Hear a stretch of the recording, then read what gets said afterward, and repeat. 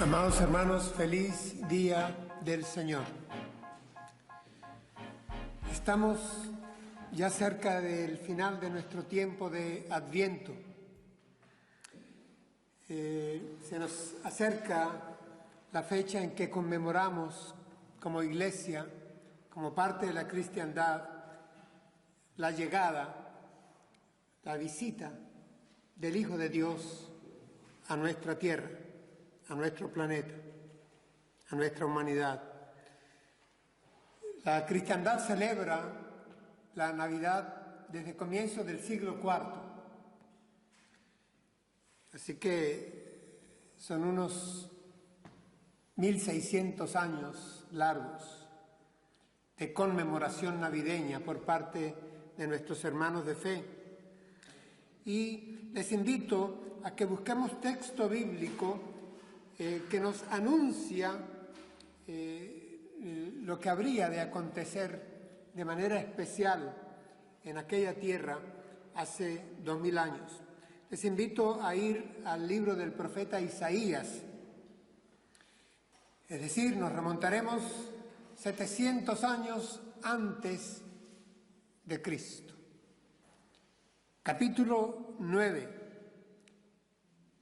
y voy a leer para ustedes versículos 1, 2 y 6, versión Reina Valera contemporánea. Dice así la palabra de Dios: Sin embargo, no tendrá oscuridad la que estaba en angustia. En tiempos anteriores, Él humilló la tierra de Zabulón y la tierra de Neftalí, pero en tiempos posteriores traerá gloria a Galilea de los gentiles, camino del mar y el otro lado del Jordán. El pueblo que andaba en tinieblas vio una gran luz. A los que habitaban en la tierra de sombra de muerte, la luz les resplandeció. Porque un niño nos es nacido, un hijo nos es dado, y el dominio estará sobre su hombro. Se llamará su nombre Admirable Consejero, Dios fuerte, Padre eterno, Príncipe de paz. Hasta ahí la lectura. Hermanos, el libro del profeta Isaías está lleno de imágenes mesiánicas. Este hombre era de la tierra de Judá, vivía en Jerusalén, pero el ministerio que le fue encargado por Dios fue el de predicar, anunciar, llevar palabra de Dios a las tribus del norte. Lo que vendría a ser con el tiempo después la provincia de Galilea, la provincia de Samaria, la provincia de Perea, es decir, las tribus del norte. Y repito, los territorios que habitaban Neftalí, Zabulón, Manasés, Gad y Rubén. Allá va la prédica, el anuncio de Isaías. Hermanos, estas eran tierras que estaban en los alrededores del lago de Galilea. Y saben algo curioso pues para nosotros, estas tierras mencionadas al lado, en los alrededores de Galilea y en la ribera oriental del Jordán,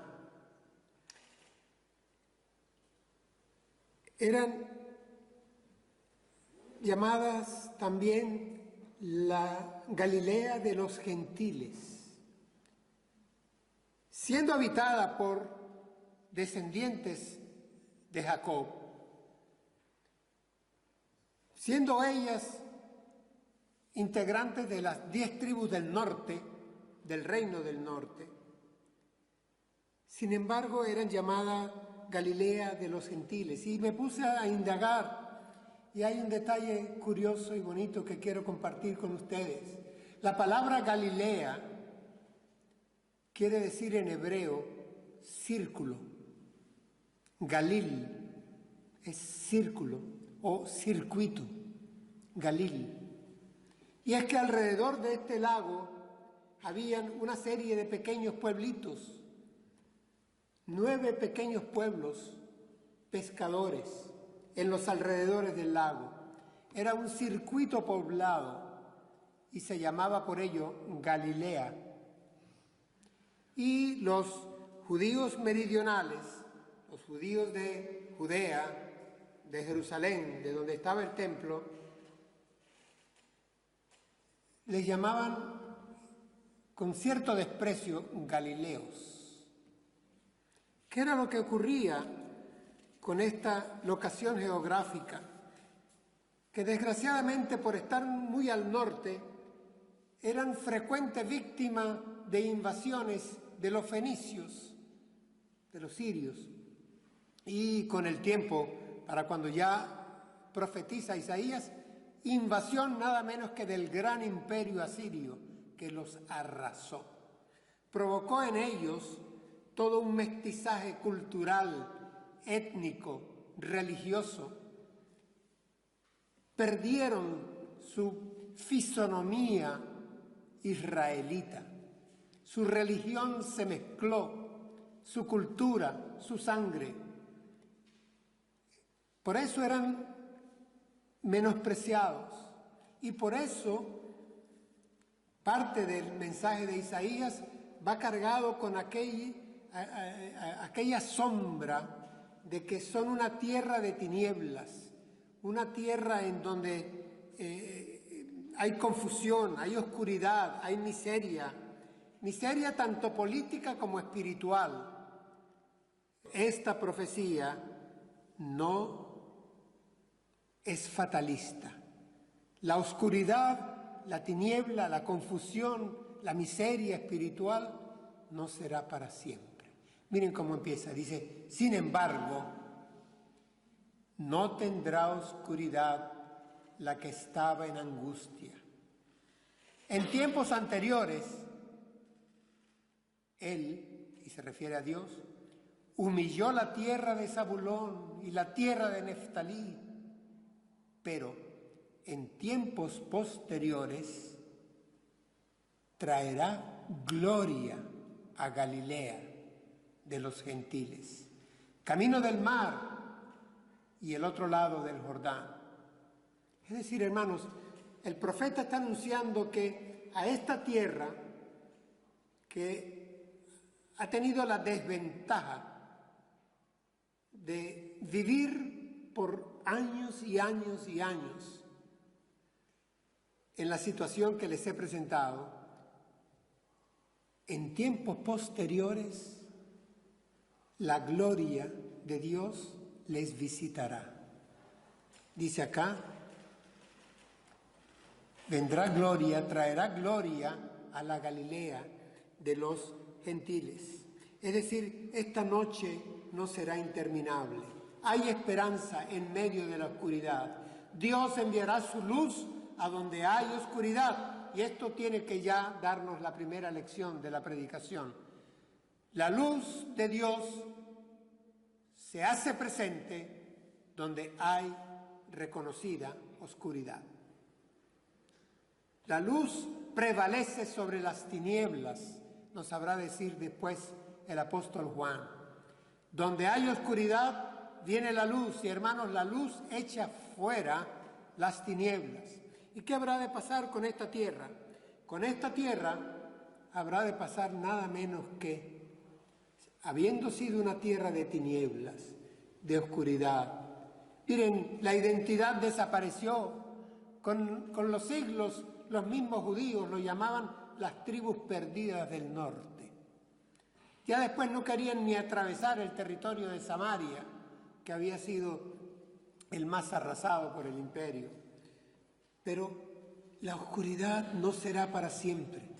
Dios enviará su luz a donde haya tinieblas. Esto da una lección espiritual para nosotros hoy y para cualquier sociedad y para cualquier cultura. La luz de Dios se hace presente donde hay oscuridad y tinieblas. Y esto nosotros tenemos que tenerlo en cuenta también, porque nosotros somos portadores de la luz de Dios. Y debemos de alumbrar donde estemos. Debemos llevar su luz donde hay oscuridad y tinieblas. Donde esté el príncipe de las tinieblas, ahí tiene que entrar la luz de Dios para echar fuera las tinieblas. Así se le está profetizando a este pueblo. La profecía tardará en cumplirse 725 años. Pero se cumplirá, vendrá. A esta tierra menospreciada de Galilea, ¿qué habrá de acontecerle? Que allí vivirá en una carpintería el hijo de José y de María, el hijo del carpintero.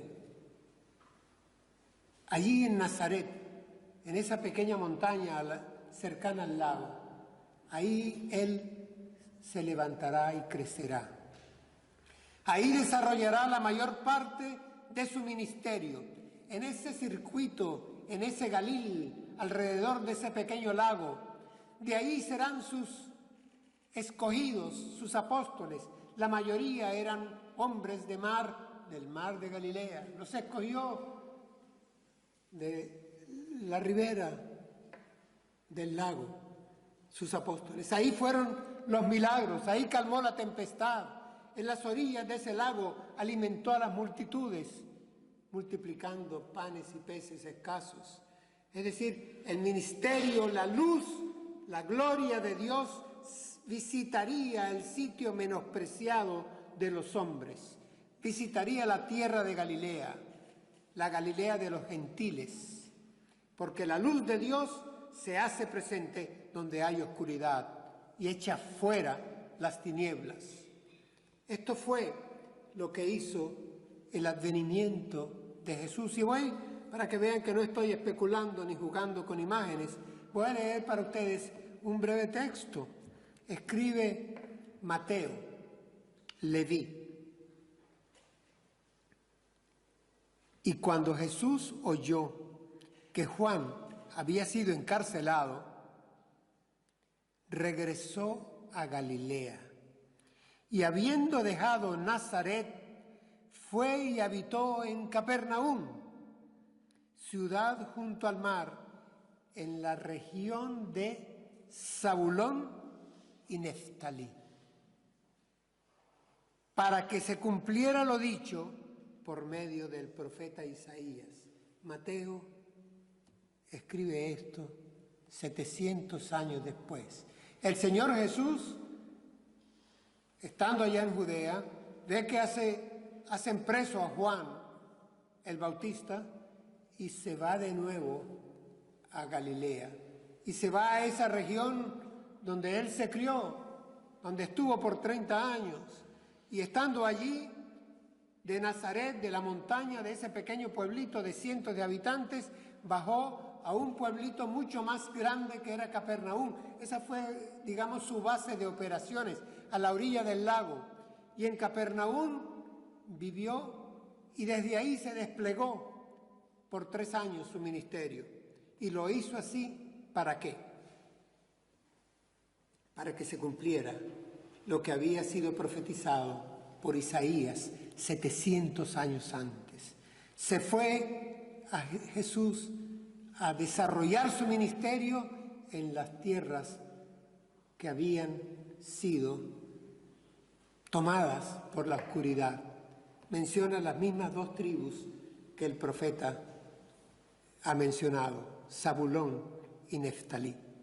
Así que esto es el comienzo del ministerio del Señor Jesús. Se da en estas tierras y se habrá de desarrollar en estas tierras, y los apóstoles suyos serán de estas tierras.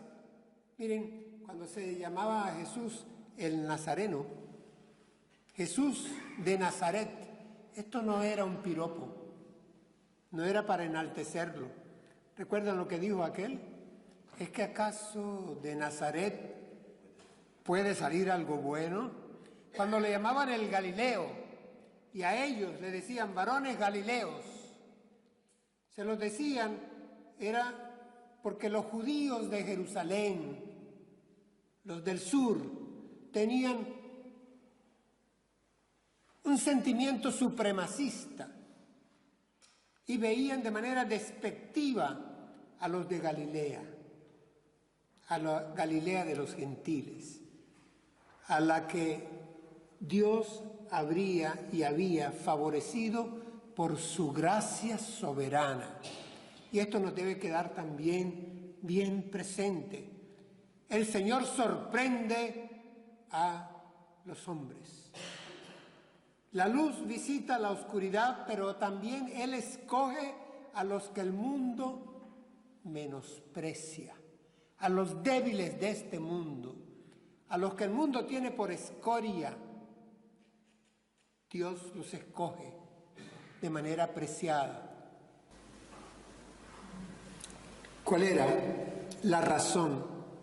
Para que el profeta anunciara que la gloria y la luz habrían de visitar a Galilea de los gentiles.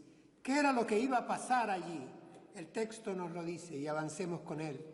Dice, traerá gloria a Galilea de los gentiles, camino del mar y el otro lado del Jordán. El pueblo que andaba en tinieblas vio una gran luz. No cualquier luz, la luz. Y habremos de cantar, Jesús es la luz del mundo, porque Él así lo dijo.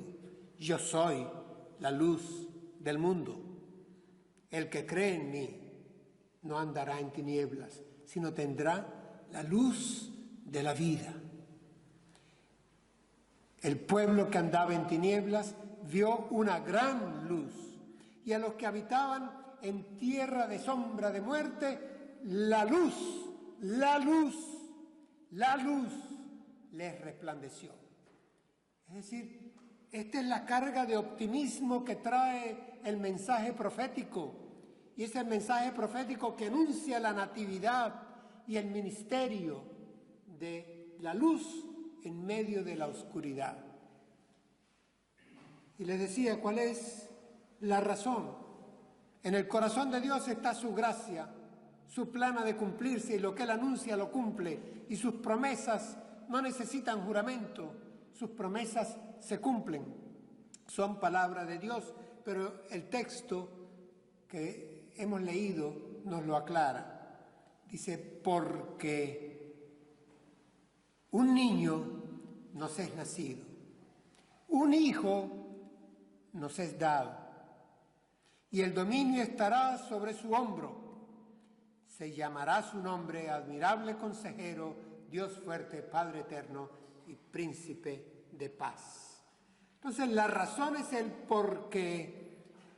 ¿Por qué habrá luz? ¿Por qué habrá gloria en ese territorio, en esa Galilea de los gentiles? ¿Por qué? Porque un niño nos es nacido, un hijo nos es dado. Hermanos, estudiando para ustedes, me fui a revisar patriarcas de la Iglesia de los primeros siglos, y es interesante cómo hacen una exégesis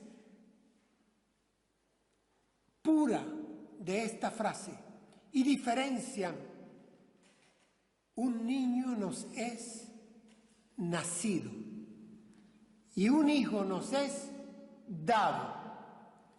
¿Por qué al niño le ponen el verbo nacer y al hijo le ponen el verbo dar? Y desde nuestros hermanos, como les digo, en los primeros siglos, entendieron la palabra de Dios correctamente. La diferencia aquí, hermanos, es que el niño nacido es el niño de María, es la humanidad. El hijo no ha nacido, el hijo ha sido dado, porque el hijo ya existía desde antes de la fundación del mundo. Quien nace es el niño, el hijo ha descendido del cielo. De eso estamos llenos las expresiones del Nuevo Testamento, porque Dios envió a su Hijo, Dios nos ha dado a su Hijo. El Hijo ha sido ofrecido, el Hijo ha sido dado. Quien nace es el niño. La humanidad, el hombre, nace. El Hijo de Dios se encarna, viene, nos visita. Pero como él bien afirmaba, desde antes que Abraham fuera, ya yo era. Y como afirma preciosamente el Evangelio según San Juan, nos recuerda que en el principio ya era la palabra, el verbo, y el verbo se hizo carne y habitó entre nosotros y vimos su gloria, gloria como del unigénito del Padre lleno de amor. Es decir, ahí está esa diferencia que el profeta Isaías escribe por el Espíritu Santo de Dios, solamente lo podía hacer. Dice, un niño nos es nacido, el Hijo nos es dado.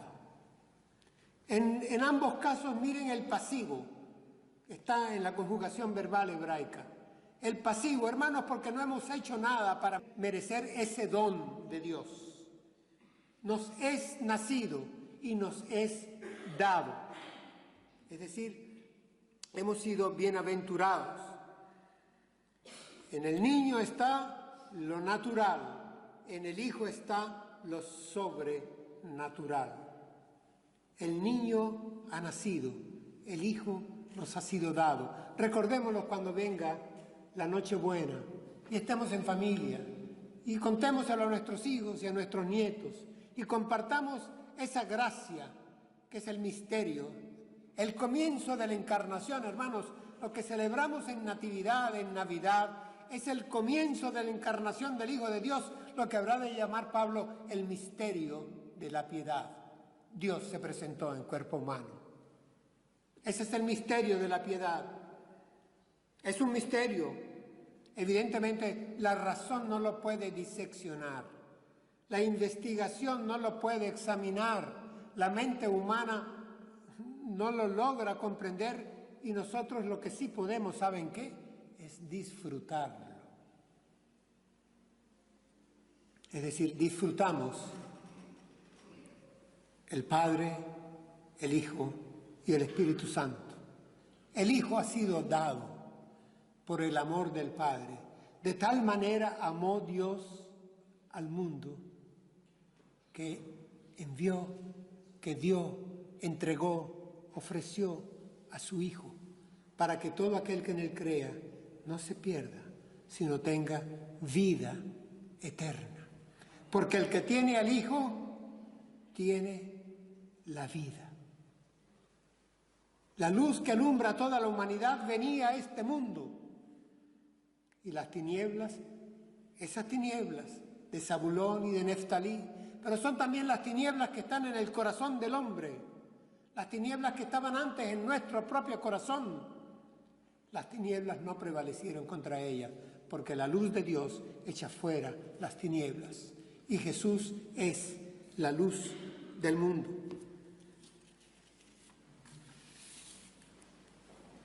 A continuación, y ya para finalizar, el profeta, en nombre de Dios, por palabra de Dios, da una orden. Y la orden es, se llamará su nombre. Es decir, hermanos, aquí hay un niño con varios nombres. Quien nace llevará varios nombres, pero no le podremos improvisar el nombre. Es decir, cuando unos padres esperan el nacimiento de su hijo, buscan qué nombre ponerle. Aquí ya esto está decidido, siglos A. El que va a nacer se llamará, atención, admirable consejero. El que va a nacer se llamará Dios fuerte. El que va a nacer se llamará Padre eterno. El que va a nacer se llamará Príncipe de paz. Sinceramente, el listado de los nombres a primera lectura desconcierta. Y nosotros sabemos que aquí no hay confusión de identidades. El Padre no es el Hijo. pero el Hijo comparte la misma esencia y substancia del Padre.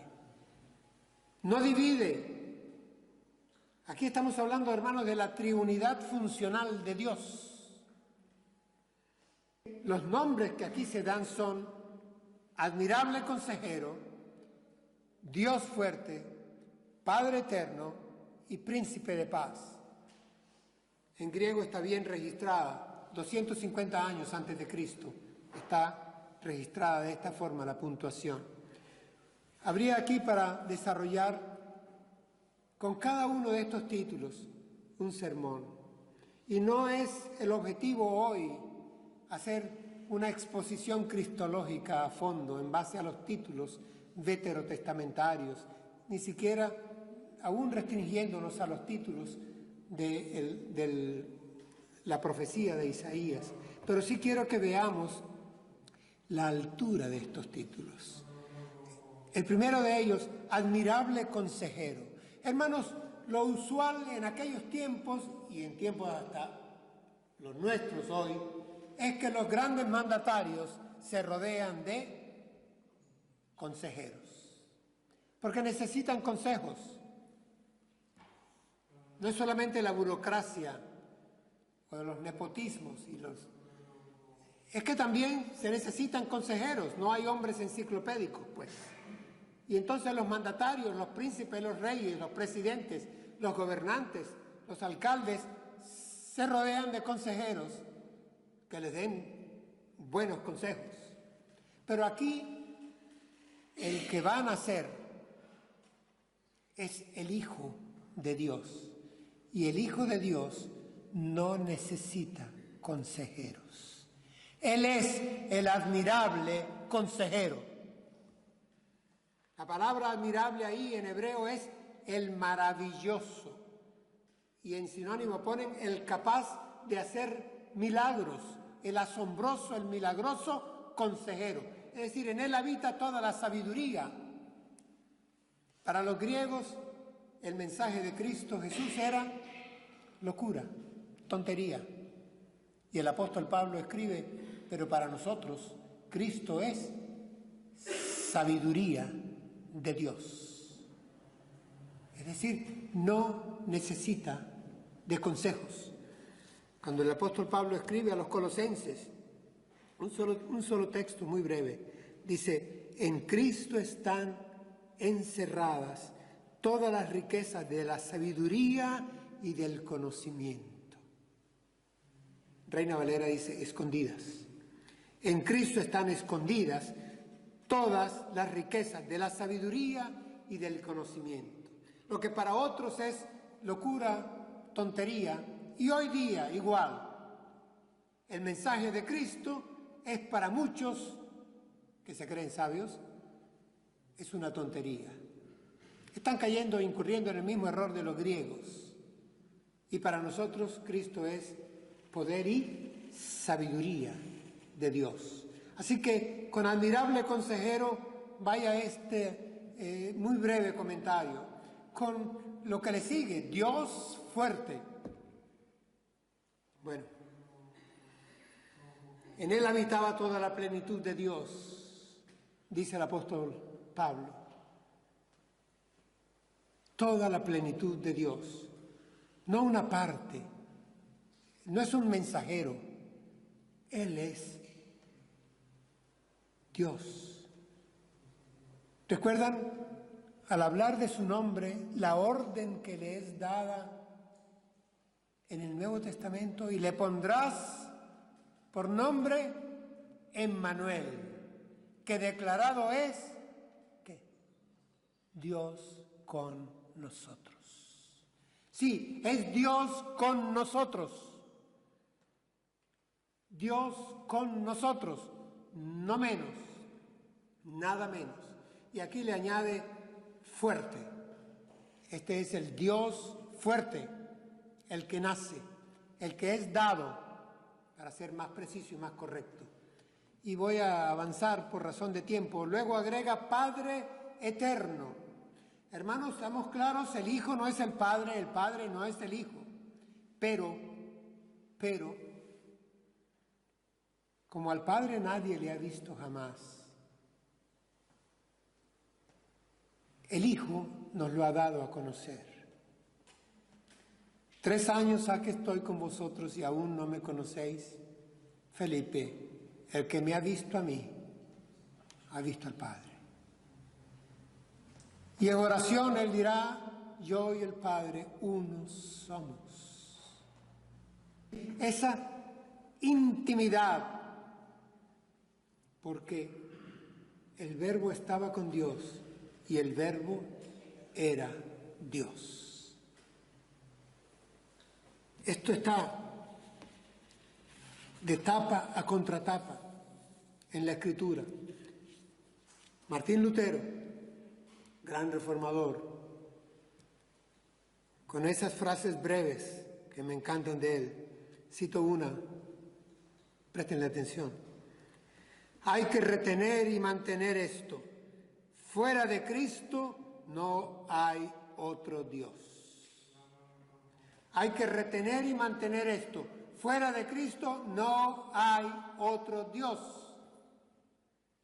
Y en estos tiempos de dilución que vivimos, tenemos que ser celosos con verdades tan fundamentales como esta. Fuera de Cristo no hay otro Dios. Lo que de Dios podemos conocer, lo conocemos a través de Cristo, el Hijo, que nos fue dado. La penúltima expresión es Padre Eterno. Sabiendo como sabemos, lo poco que sabemos del misterio de la Trinidad, quiero traer, sin embargo, un algo que encontré esta semana. Es de Calvino. Y Calvino llama la atención a que, así como nosotros vemos en Adán, el padre de la humanidad, pero también el padre de la caída, del pecado, así como por un hombre entró el pecado al mundo y con él la muerte. Estoy citando a Pablo. Él continúa y dice, así también por un hombre entró la santidad y la vida, y es Jesucristo. Este es Pablo escribiendo. Y Calvino toma esto y dice, si en Adán tenemos el Padre de la humanidad caída y de la muerte, en Jesús, el Hijo dado, tenemos la nueva naturaleza, el postrer Adán, que es superior al primero, y tenemos por lo tanto al Padre de la vida. Entonces Calvino habla de la paternidad que está en el Hijo que nos da la vida.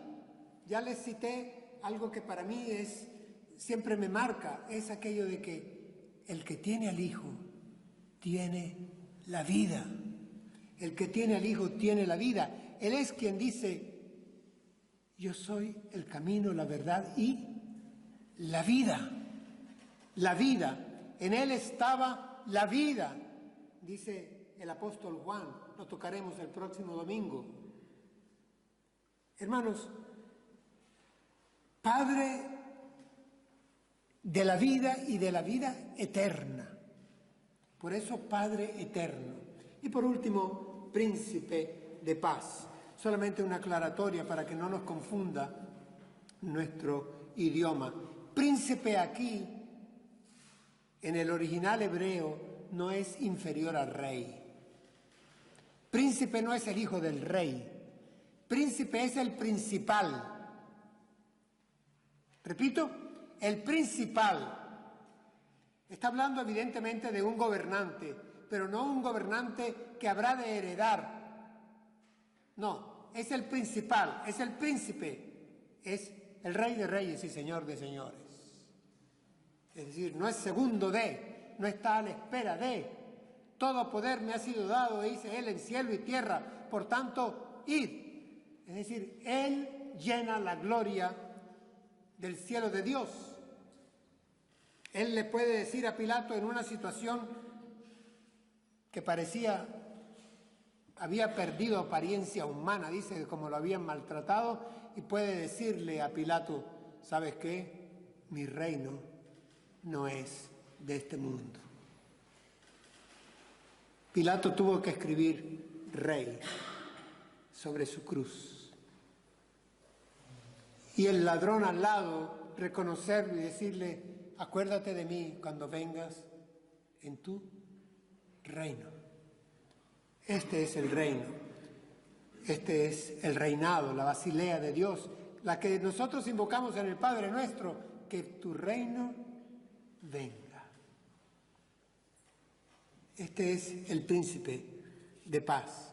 Hermanos, lo que aconteció en aquella noche en Belén,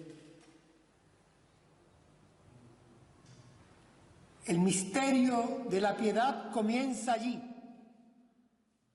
en el niño que nace y el hijo que es dado. Por eso el título del sermón lo reivindico en este final. Nunca lo olvidemos en Navidad, hermanos, el hijo nos fue dado. Oremos, demos gracias al Señor.